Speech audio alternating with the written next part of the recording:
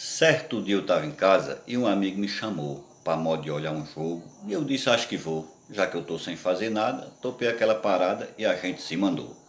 Quando nós chegamos lá já estava o maior salseiro, os times se arrumando, o juiz entrou primeiro, o sol quente que nem brasa. E não é que o time da casa estava fartando o goleiro?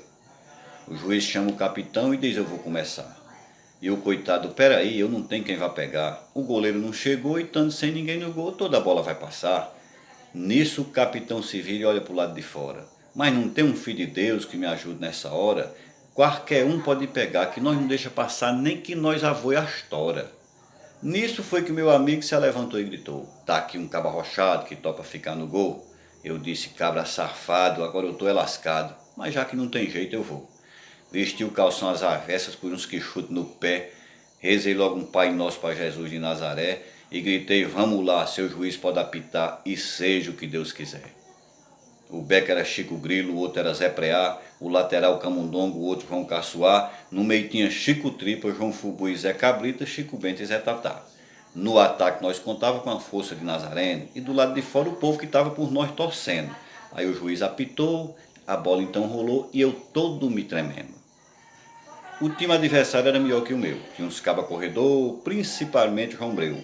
Ele vinha na carreira, Zé Preá deu uma rasteira, chega o coitado gemeu, ficou lá estatalado e eu disse, estou lascado, agora sobrou para eu. O juiz apitou, apontou a marca penar e eu disse, eita que agora é que o bicho vai pegar. Quem vai chutar é Zé Vicente, nem que eu me arrebento, mas não vou deixar passar. Zé Vicente fez carreira e sortou o butinão, a bola vinha zinindo que nem bala de canhão. Eu fechei os olhos, trinquei os dentes, dei 2 passinhos para frente e me aparrei no chão, senti o vento da bicha passando dentro das mãos.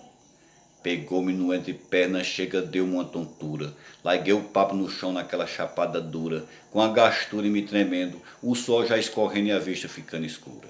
E os companheiros me agarrando, a torcida me aplaudindo, e eu lascado de dor e o fogo se sumindo. Pense numa agonia, só eu e Deus sabia o que é que eu estava sentindo. Aí o juiz percebeu que eu estava passando mal, assoprou o seu apito para o modo do jogo acabar. Eu acordei no outro dia na cama do hospital, cheio de dor, todo entrevado, e eu mato qualquer safado que disser que eu sei pegar. E muitas outras você vai ver no canal Ivo Bezerra no YouTube.